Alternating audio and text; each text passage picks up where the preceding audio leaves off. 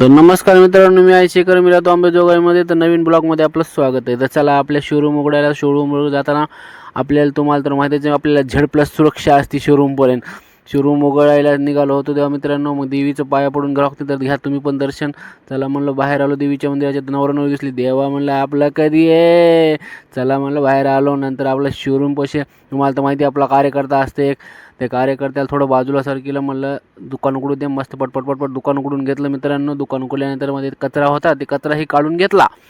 आणि नंतर मी थोडं पाणी वगैरे शिंपडून घेतलं. आणि मग हे कार्यकर्ता मला, अरे दे ना बाबा दूध. मला अरे दूध अजून आलं नाही. मग तेवढं मी म्हणलं वेणी करून घ्यावं. वेण्या संपल्या होत्या माझ्या, वेणी करून घेतली. वेणी आवडली तर नक्की सांगा मित्रांनो. त्याच्यानंतर मग म्हणलं दूध, आपला कार्यकर्ता वाट बघून झोपला होता. मग त्या टाईमला दूधवाले मामा आले. दूधवाले मामाला म्हणा, जरा लवकर येत जा, आमचा कार्यकर्ता लवकर येते. मग त्याला दूध घेतलं आणि मस्त त्याच्या त्या भांड्यामध्ये दूध घेतलं आणि त्याला ठेवून द्या. त्यानं मस्त गटगट चालू केला आपला कार्यक्रम. नंतर संकट चतुर्थी निमित्त मी गणपती दर्शन घेतलं मित्र. दर्शन घेतल्यानंतर प्रसाद आपण सोडत नाही. प्रसाद खाऊन मग मी आपलं दुकान 2 वाजल्या दुकान बंद करून टाकलं. चला म्हणलं, आता घरी लय ऊन लागायला म्हणलं तर रस्त्याने जात होतो. कसलं ऊन लागायला बघा मित्रांनो. घामाकर झालो. आता तो मैसूर पाक बघितला, मैसूर पाक घेतला मित्राकडून. चला घरी आलो, जेवण केलं मस्त. जेवल्यानंतर मस्त आईनं मट्टा केला. राईटच कार्यक्रम झाला. वा, मट्टा पिल्यानंतर थोडी गुंगी आली मला. झोपी थोडी डुलकी घेतल्यानंतर थोडी अजून भूक लागली. मग काय आपलं आणलेला मैसूर पाक आहे ना, मैसूर पाक घेतला.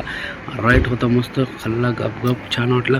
चला म्हणलं, थंडगार पाणी पिलं. आपल्या शोरूमकडे निघावलं शोरूममध्ये आपल्या लाईट नसल्यामुळे आपल्याला रोज चार्जिंगचा बल्ब न्यावं लागतं, आणावं लागतं. गेलं दुकान बंद केलं रात्री 9 वाजता. चला दुकान बंद केल्यानंतर काहीतरी बाहेरचा खावं म्हणलं. चला बुलेट काढली, निघालो मस्त भुर्र. एका ठिकाणी पानपुरी भेळच्या गाड्यावर गेल्यानंतर मस्त तिथं भेळची ऑर्डर दिली. पट्ट्याने बरोबर फिरली, आणून दिली. एकदम बेस्ट भेळ हातात दिली. त्याला चला खाऊन बघूया.